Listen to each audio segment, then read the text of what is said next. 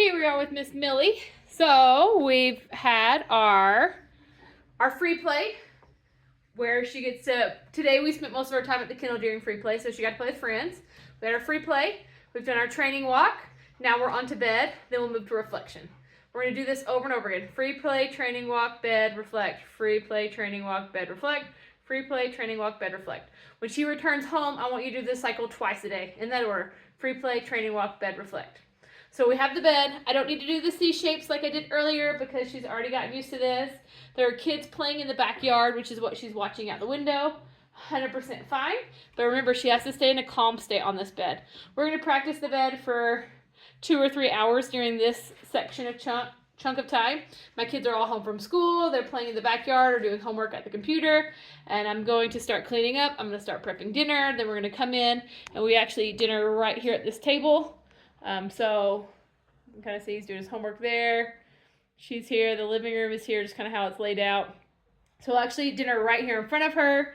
And after dinner, then she'll do some reflection. Then she'll go out for some quick free play, quick training walk, and then off to bed for reflection again. And she'll actually sleep in her reflection space, which is the crate in our laundry room. So here we're on the bed. We're gonna have a little more distraction than we had earlier today. Today we were just pretty much, Ollie was doing some homework, watching some TV, a project for his class, and she just chilled there. We're gonna have kids running in and out of the store. People are gonna be coming and going. A little more knocking. We have a family friend coming over today for dinner. So we're gonna have some friends over. Shh. We have our dogs right outside this door, shh, which is what Millie's seeing here. I'm using distance pressure to push her back. Shh.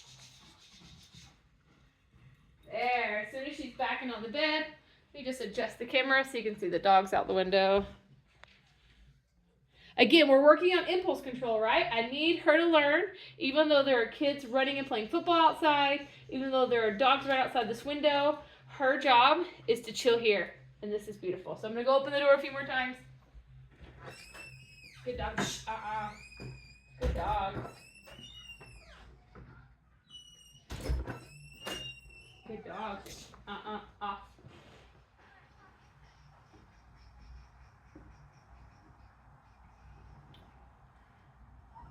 So you can see she's doing a great job. The door is open, but she's still kind of looking through the window. I think she's actually more interested in the kids outside than she is the dogs waiting to come inside.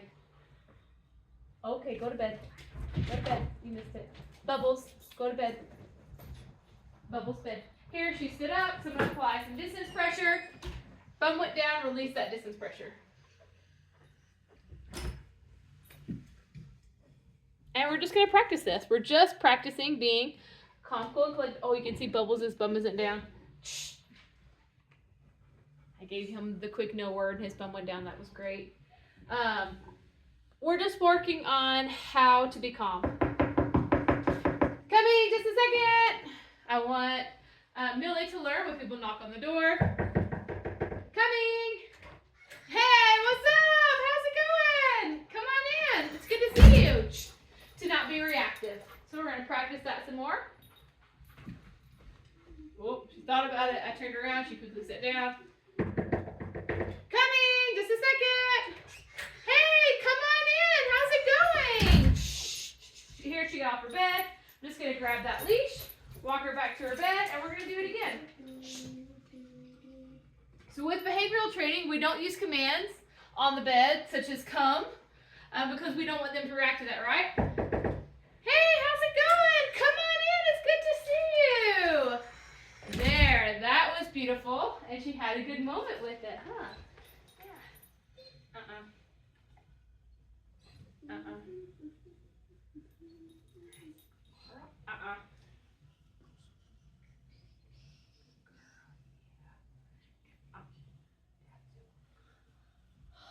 So right there, you notice me pulling my hands away.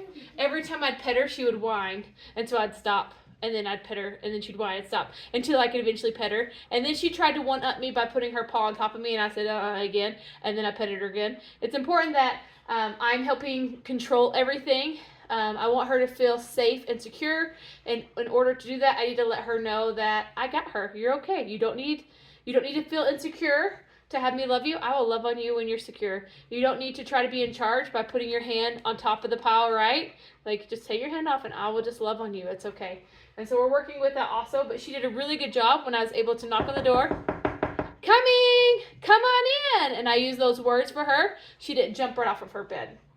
To get her off her bed, what I will do is I'll actually grab the leash or her collar. She wasn't wearing the leash, and I will pull her off her bed. That is the cue for walking through doors. That's the cue for when she's sitting and we stand up and walk. All those cues are a physical tug on her leash or collar that says, now we're moving. Once she's become non-impulsive and she's doing everything we want, we can add in those words again. We can start to give release words and command words, or during free play, we can also do command training. But when we're doing behavioral training, there's no commands. It's all about learning to control those impulses, not being reactive to certain sounds or noises. So we're just working on just being calm. So we're just going to keep practicing this for the next few hours.